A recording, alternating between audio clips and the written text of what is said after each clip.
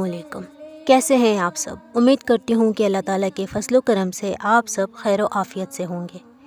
Viewers, یہ تو آپ جانتے ہوں گے کہ جس جگہ روضہ اطہر ہے، یہ مقام حضرت عائشہ رضی اللہ عنہا کا حجرہ تھا۔ حضور اکرم صلی اللہ علیہ وسلم اسی حجرے میں تشریف فرما تھے جب آپ صلی اللہ علیہ وسلم نے اس دنیا سے پردہ فرمایا۔ پھر اسی حجرے میں آپ صلی اللہ علیہ وسلم کی قبر اطہر بنائی گئی۔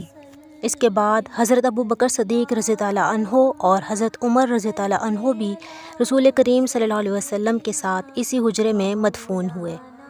ویورز، گنبد خضرا وہ گنبد ہے جو دنیا میں موجود تمام مسلمانوں کے دلوں میں بستا ہے۔ سب مسلمان دل میں روضہ رسول پر حاضری کی خواہش رکھتے ہیں۔ یہ گنبد عثمانی دور حکومت سے پہلے مملوک سلطان سیف الدین قلاوون کے دور میں تعمیر کروایا گیا۔ تب یہ لکڑی سے بنایا گیا تھا اور پھر ہر نئے حکمران کے دور میں اس پر مختلف رنگ کیے جاتے رہے۔ 1297 یا 1481 میں جب مسجد نبوی میں آگ لگی تو گنبد بھی کافی حد تک متاثر ہوا، تو پھر مملوک سلطان قادبائی نے دوبارہ تعمیر کروایا اور اس میں لکڑی کے بجائے اینٹوں اور سیسے کا استعمال کیا۔ پھر بعد میں عثمانی دور حکومت کے سلطان سلیمان اعظم نے گنبد کو سیسے کی چادروں کے ساتھ مڑوایا۔ اس کے بعد عثمانی سلطان محمود بن عبد الحمید نے اس پر سبز رنگ کروایا۔ اس کے بعد سے اس پر یہی رنگ ہے اور اسی سبز رنگ کی وجہ سے اسے گنبد خضرا کہا جاتا ہے۔ یہ گنبد خضرا لاکھوں مسلمانوں کے دل کی دھڑکن ہے۔ 1925 میں جب آل سعود آئے تو مقامی علماء کے حکم پر دیگر قبور پر موجود گنبد گرا دیے گئے، کیونکہ ان کے مطابق صحابہ کرام اور رسول اللہ صلی اللہ علیہ وسلم کے دور میں گنبد نہیں تھے۔ پھر انہوں نے گنبد خضرا کے انہدام کا ارادہ کیا تو دنیا بھر میں مسلمانوں میں بے چینی پھیل گئی۔ شامی، عراقی اور ترک اور ہندوستانی علماء مناظرے کے لیے سعودی عرب پہنچے۔ دوسرے ممالک کے علماء نے ہندوستان سے آئے علماء کے وفد کے رکن علامہ شبیر احمد عثمانی رحمۃ اللہ علیہ کو آگے کیا تو انہوں نے ناقابل تردید دلائل سے عرب علماء کو قائل کر لیا کہ گنبد خضرا کو نہیں گرایا جائے گا۔ یہ گنبد رسول کریم صلی اللہ علیہ وسلم کے روضہ مبارک کے اوپر بنا ہوا ہے۔ حضور کریم صلی اللہ علیہ وسلم کی قبر مبارک کی کوئی تصویر اس دنیا میں موجود نہیں ہے، کیونکہ گزشتہ کئی صدیوں سے کوئی بھی شخص آپ صلی اللہ علیہ وسلم کی قبر مبارک تک نہیں پہنچ سکا۔ آپ صلی اللہ علیہ وسلم اور آپ صلی اللہ علیہ وسلم کے دونوں اصحاب کی قبروں کے گرد ایک چار دیواری ہے۔ اس چار دیواری سے متصل ایک اور دیوار ہے جو 5 کونوں والی ہے۔ یہ دیوار حضرت عمر بن عبد العزیز رحمۃ اللہ علیہ نے بنوائی تھی۔ خانہ کعبہ سے مشابہت سے بچانے کے لیے اس کے 5 کونے بنائے گئے۔ اس کے گرد ایک اور 5 دیواروں والی فصیل ہے۔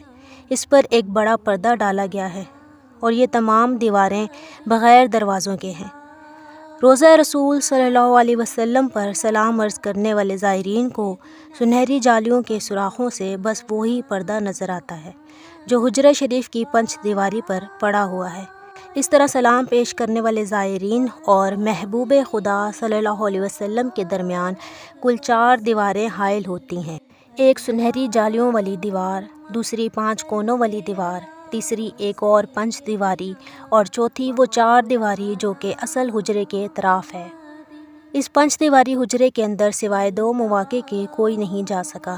ایک بار 91 ہجری میں حضرت عمر بن عبد العزیز رحمۃ اللہ علیہ کے دور میں ان کا غلام، اور دوسری بار 881 ہجری میں معروف مورخ علامہ نور الدین عبد الحسن المسعودی، جنہیں حجرہ مبارک کی دیواروں کی تعمیر نو کے سلسلے میں اس 4 دیواری کے اندر جانے کی سعادت نصیب ہوئی۔ وہ لکھتے ہیں کہ انہیں حجرہ مقدسہ سے ایسی خوشبو آئی جو زندگی میں کبھی محسوس نہیں ہوئی تھی۔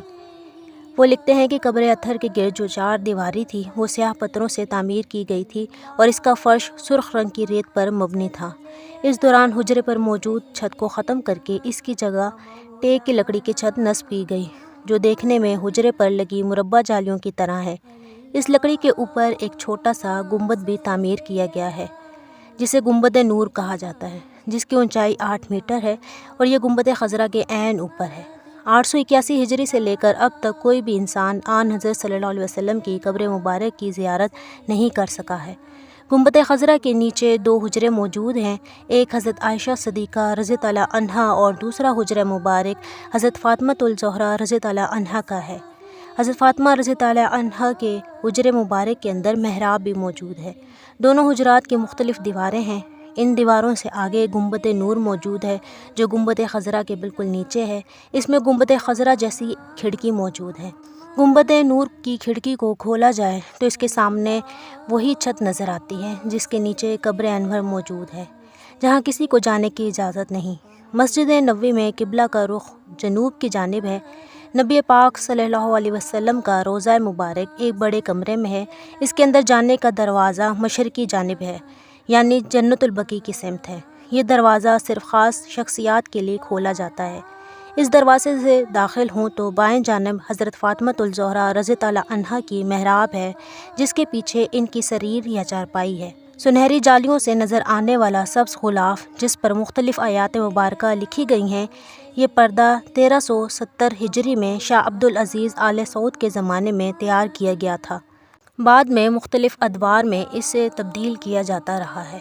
ویورز، سعودی بادشاہ شاہ فیصل نے حجرہ رسول صلی اللہ علیہ وسلم میں موجود اشیاء کو گننے اور ان کا ریکارڈ رکھنے کے لیے ایک کمیٹی تشکیل دی تھی۔ اس کمیٹی کے ایک نمائندہ شاہ فیصل کے ساتھ روضہ رسول صلی اللہ علیہ وسلم میں داخل ہوئے تو انہوں نے لوہے کے مقفل صندوق دیکھے جن کے بارے میں علم نہیں تھا کہ ان کے اندر کیا ہو سکتا ہے۔ یہ صندوق ترکوں کے زمانے سے ہی وہاں موجود تھے اور مقفل تھے۔ جب انہیں کھولا گیا تو ان میں سے کچھ زیورات اور کچھ زنجیریں ملیں جو کہ گویا خانہ کعبہ اور مسجد نبوی کے دروازوں کو مقفل کرنے کے لیے استعمال ہوتی ہوں گی۔ اس کے علاوہ حجرے سے نبی کریم صلی اللہ علیہ وسلم کی ذات سے منسلک کچھ تبرکات بھی ملے۔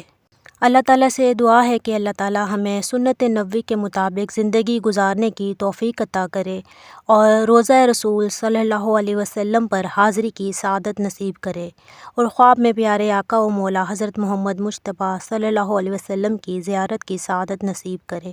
آمین ثم آمین۔ ان اشعار کے ساتھ میں اس ویڈیو کا اختتام کروں گی۔ حضور ایسا کوئی انتظام ہو جائے، سلام کے لیے حاضر غلام ہو جائے، میں صرف دیکھ لوں ایک بار صبح طیبہ کو، بلا سے پھر میری دنیا میں شام ہو جائے۔